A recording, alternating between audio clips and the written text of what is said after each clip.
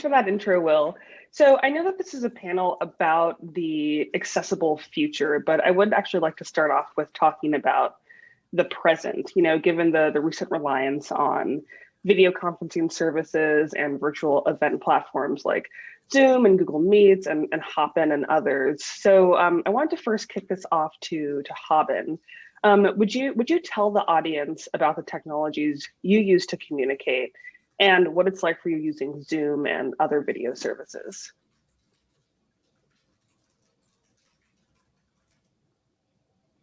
Hi everyone, this is Haben speaking. A quick visual description. I'm sitting in my living room on a black sofa, wearing a red sweater. My black hair is to the side. I'm speaking with my own voice. I'm deafblind, and people often ask, how do you speak if you can't hear? There are many different ways to communicate in the deafblind and deaf community. Some use voice, some use sign language, some use technology. For expressive communication, I'm using my voice. To understand what people on this panel are saying, I'm using one piece of technology called a Braille Note Apex. It's a Braille computer. I'm holding it up. There's Braille dots along the bottom. I run my fingers over the dots and feel the letters. As people speak on the panel, I have an assistant typing on a keyboard what's being said. I'm reading the words in Braille and then responding back by voice. Thanks, Megan. Yeah, thanks for that response. And I'm curious so it sounds like it's relatively easy for you to transfer your pre-existing process for communication and then using it on platforms like Zoom and others. Would you say that's correct?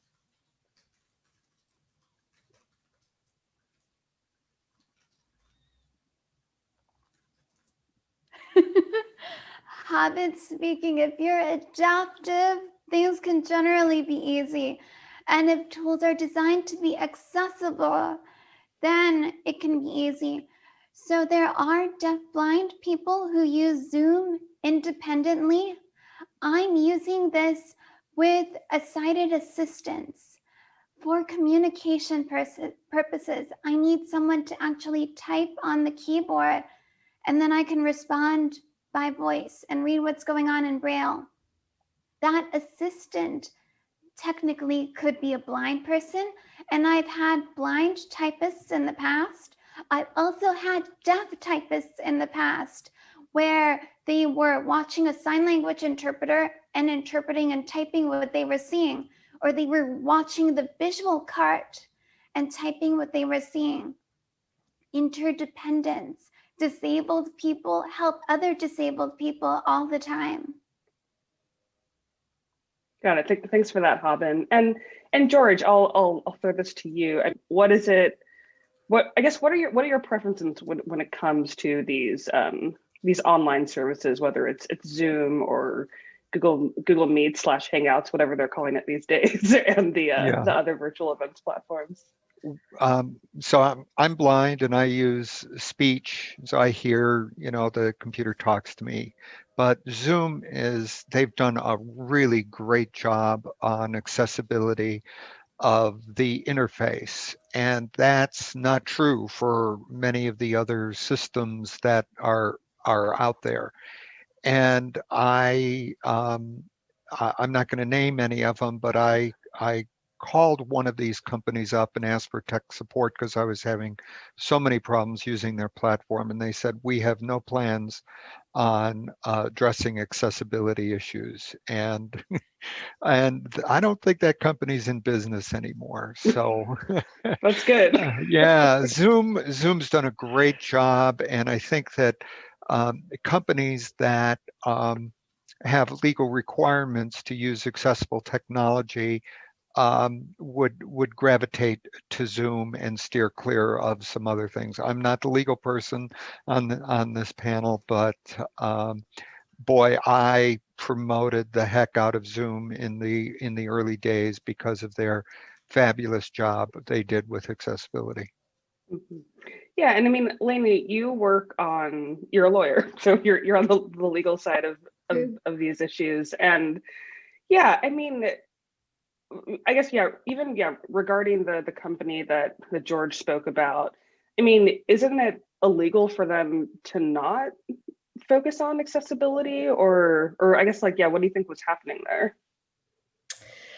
There is a lot of legal activity going on in the United States, especially since COVID has shown a light really on the need for technology to work everywhere. And that means it needs to be accessible for disabled people. And our Americans with Disabilities Act and anti-discrimination laws are about inclusion. And what George described is about exclusion. So there's been a lot of activity, and I expect, since we're talking about the future, to see more of that in the coming years. So more litigation, you're thinking? Yeah, I mean, people who know me know that I believe in collaboration, and I think it's really important. I also believe in civil rights lawsuits. Unfortunately, in the United States today, we have a lot of lawsuits that really aren't civil rights lawsuits, that are kind of in the guise of civil rights lawsuit, but in fact, I consider them opportunistic cases because they're not focused on disabled people and inclusion. So yes, litigation, but to the extent we're going to talk in this panel about the future, collaboration has to be key. Yes, civil rights, true civil rights litigation will be important, but there's so many parties and so much interest. And like Yuta has said in a previous panel, you know, it's all about a culture change to really make sure technology is accessible for everyone. And you can't get a culture change, I don't believe, by hammering people. You get a culture change by having conversation and relying on civil rights laws, but not as the hammer. So relying on those civil rights laws to kind of guide the conversation, but not as its own, not as the sole tool, essentially. Yeah, I mean, like I said, civil rights lawsuits have been very, very important in enforcing the ADA, and I believe in them thoroughly. I also think that the tool of collaboration is going to be particularly important as we move forward with AI and other technologies that, you know, there's an entire ecosystem. The law tends to be narrow, the law tends to be slow. So the ADA has been a crucially important law and just had our 30th anniversary. Hope to have 30 more years. It's going to play a crucial role going forward, but it's really important how we use the law. And remember that it's not about technical compliance, it's about inclusion and civil rights. And so what type of collaborations are ideal? Or I guess looking ahead, like what do you envision? One sort of exciting thing is I've done some work in Basque Country, Spain, and they have an accessibility plan. And in the plan, it specifically says, I did the Google Translate, thank you, Google. It is necessary to anticipate possible disagreements between different interest groups, and collaborative solution formulas or new approaches must be developed. New approaches must be developed, like structured negotiation, which is a type of collaboration that I practice. So like I said, civil rights laws are important, but I think involving disabled people in every step of the way is key. And some of the problems we see now in technology, quick fix solutions, so-called solutions that, you know, Haben and George can talk more about, is that disabled people haven't been involved, and that the collaboration between people with disabilities throughout the ecosystem of technology development is missing in some of the fancy new sparkly tools, and that's a danger. Right. Yeah, Haben, you actually you wrote an op-ed on TechCrunch maybe a few months ago. Sorry, it's hard to keep track of time these days, but yeah, you wrote about those sidewalk delivery bots and your experience with them, and like how the delivery bot wouldn't move when when it encountered you. And yeah, I guess I'm curious, have you, what kind of response did you get from that article? I guess, like, have you heard from that company at all? Or I guess, like, where does that stand for you right now?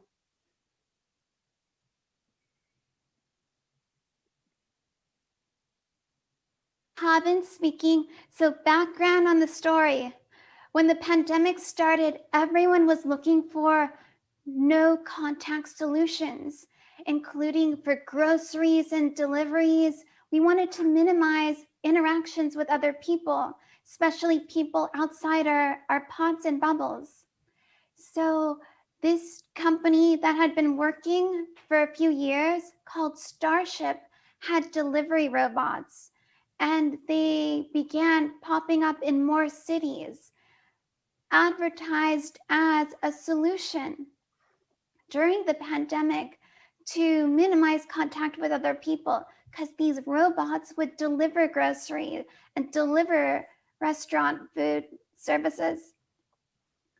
I wanted to try using this because blind people also need no contact solutions during the pandemic. I tried the app. That wouldn't work. Blind people can use apps that are designed to be accessible. This app would not work with VoiceOver on the iPhone. And that's not fair, nor is it right. There's a legal requirement under the ADA for apps to be fully accessible to blind people. The other element is that these robots blocked access on the sidewalk. As a blind person, I technically can walk around them. This is more of an issue for people with physical disabilities who may not be able to easily move off the sidewalk if there isn't a curb cut right there for them to move off the sidewalk. And it's dangerous to spend more time on the street rather than on the sidewalk. The ideal situation would be for the company designing these robots to work with disabled people, blind people, wheelchair users, people with all kinds of different disabilities who use our sidewalks and would benefit from delivery apps. But unfortunately, we have these issues continuing to exist where these robots are expanding, these delivery services are expanding, and disabled people are being denied from these services and also being denied full access to sidewalks. Yeah, absolutely. Yeah, I mean, that kind of reminds me just of all of the, yeah, like Lyft and Uber have faced just so many lawsuits regarding their lack of accessibility to people who rely on like wheelchairs, and like there's only like there's just such a small number of vehicles available, and it kind of falls into that, you know, move fast, break things kind of motto that Silicon Valley has, unfortunately. And yeah, and I mean, this also kind of falls into, I mean, on one hand, there's the issue with back to Starship. There's the issue with the app itself not having not being accessible. And there's also the issue with, you know, it's a robot and it's not understanding that it needs to get out of the way. And you know, I think when we talk a lot about like AI fairness, a lot of those conversations can center around race. And I guess, yeah, I'll toss this to, or actually, yeah, maybe back to you, Haben. But do you feel like that conversation has really been applied to accessibility and disability?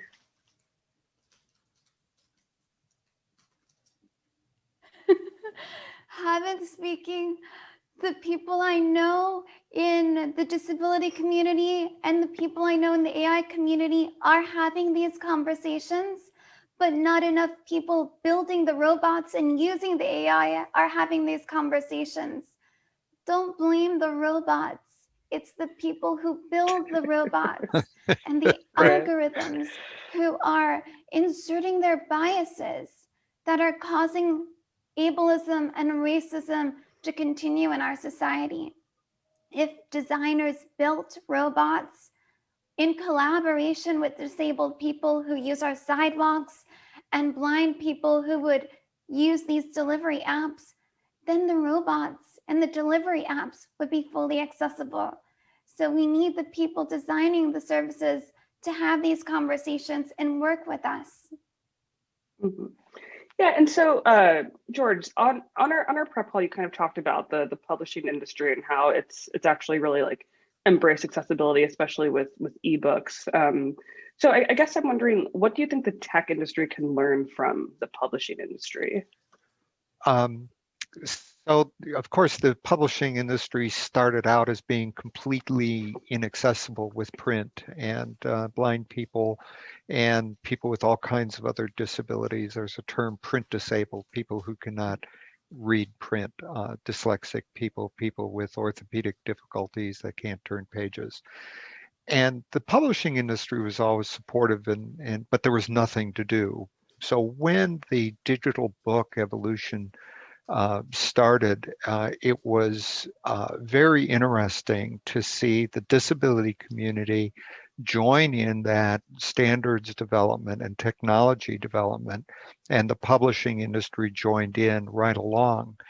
And the publishing industry has embraced accessibility in the EPUB 3 standard.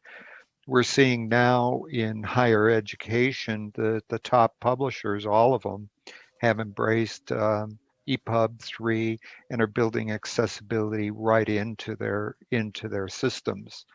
But it's also a collaboration with the tech sector, because you've got publishers producing the content, and then you've got the tech companies that produce the authoring tools that produces the content, and then the reading systems that deliver the user interface to that content.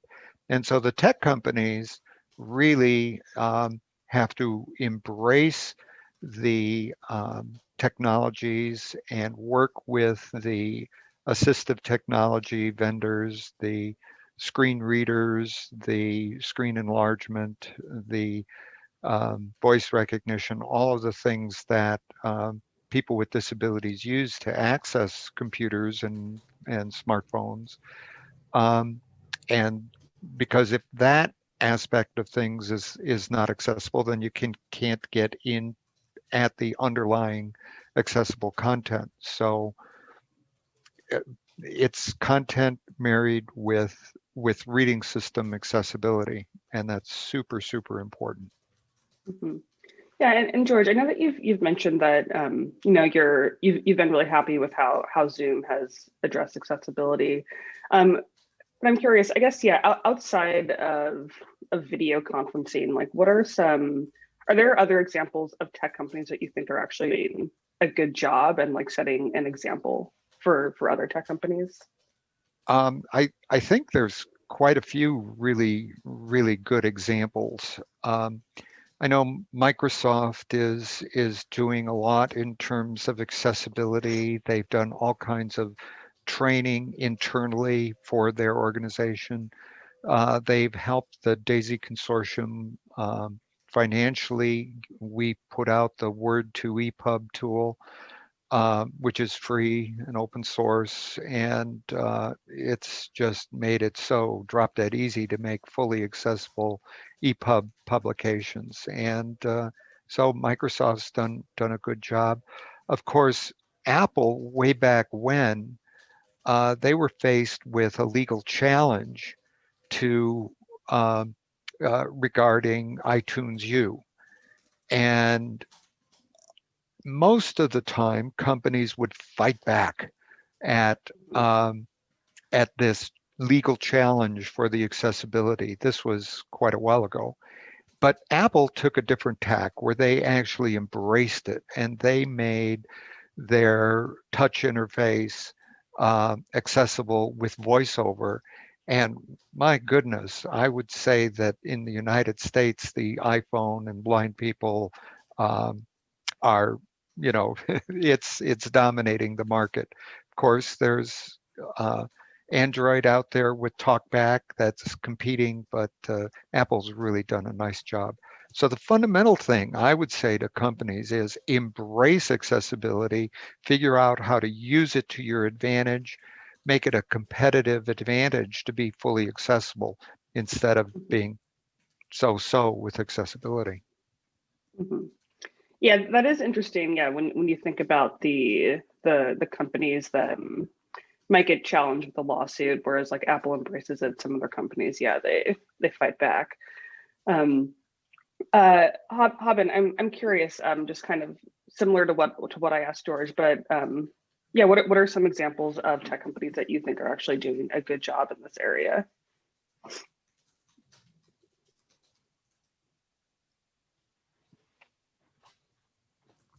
Haben speaking. Apple was mentioned as an example. There are quite a few companies out there that are doing a great job. I want to emphasize what that means. That means planning for accessibility from the start. Don't wait until a product is finished to think about accessibility. Design with access in mind. There are lots of accessibility resources, guidelines available for free. Collaborate with disabled experts. Increase hiring of engineers. That will get us to a fully accessible future. We want the robots to be fully accessible. Space shuttles should be fully accessible. Plan from right now, from the start, to make everything fully accessible. Yeah, absolutely. And Lainey, I want to kind of circle back with you because I know that you've written about some of the more some issues with web accessibility overlays and widgets. I was wondering if you could talk a little bit more about those, like specifically what are the issues with services like that, and I guess how do you, and I guess like what needs to happen moving forward. Yeah, thanks, Megan, for asking about that, because there is a type of software out there that I consider to be a global accessibility and ethics crisis. And this is software that claims to make your website fully accessible with one line of code. They use expressions like set it and forget it, effortless, make your website accessible in 48 hours. So we don't have time here to go into all the issues with that. They're heavily funded. Many of you in the audience will have seen them. When you search anything about web accessibility, they come up in the top ads. Companies like Equal Web, Accessibility, User First.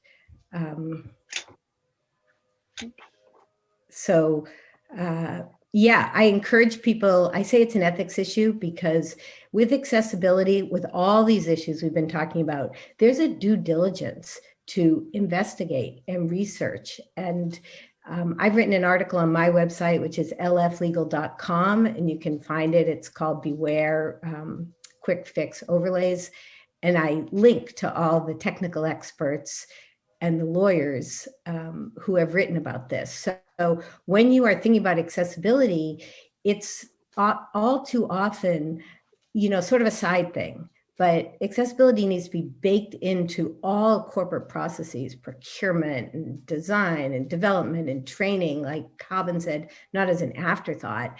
And when I see so many companies and nonprofits and education systems and globally, one of the articles I linked to is written by a French web developer about these tools in her country.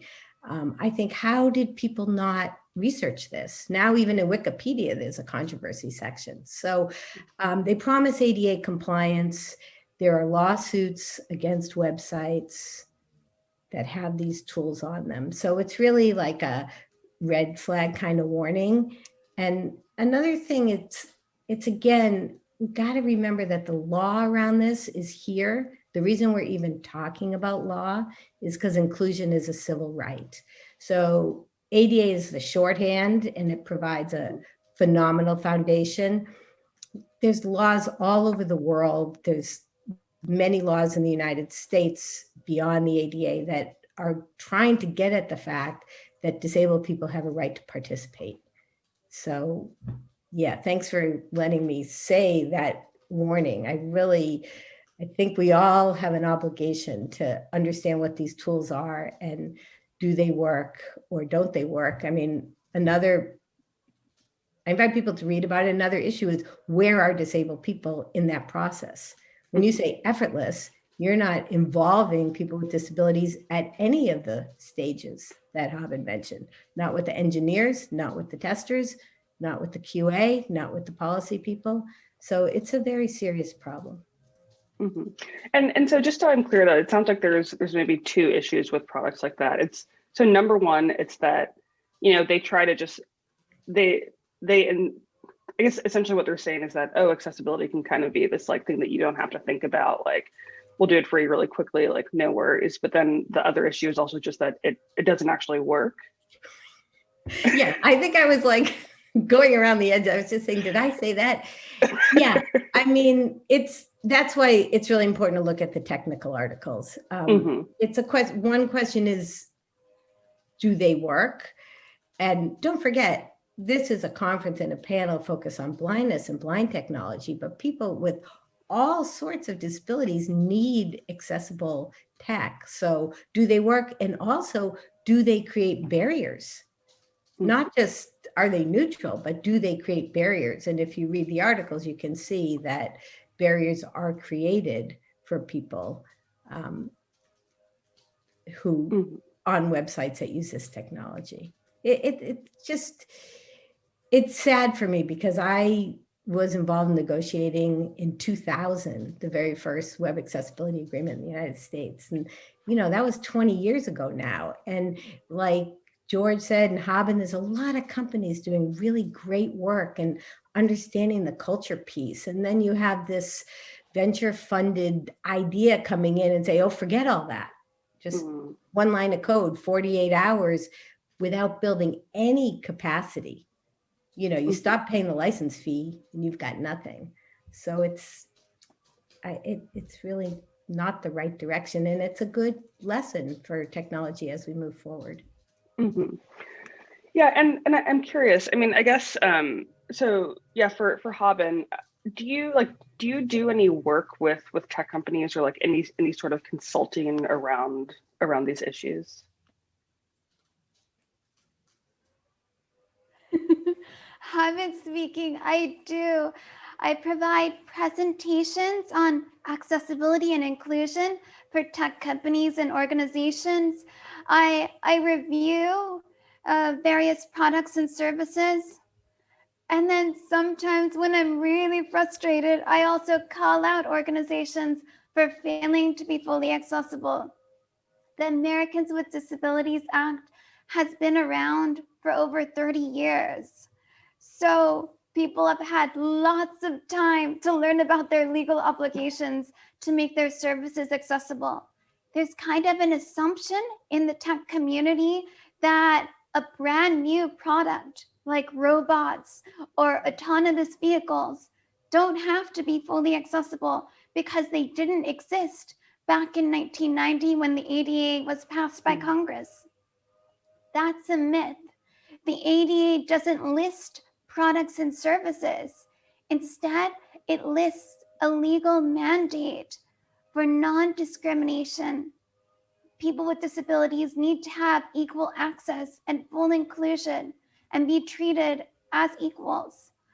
So I want the tech community to take this myth and remove it. Stop assuming that you don't have to think about accessibility. Plan for access from the start, and then your products and services will be inclusive to anyone in your community who has a disability now or develops one in the future. The disability community is one that anyone can join at any time. Our bodies are always changing, and we deserve dignity and access at every stage in our life. Well, I think that's a really great place to end this conversation, as we are unfortunately out of time. But thank you all so much for joining us here today. And yeah, back to you, Will.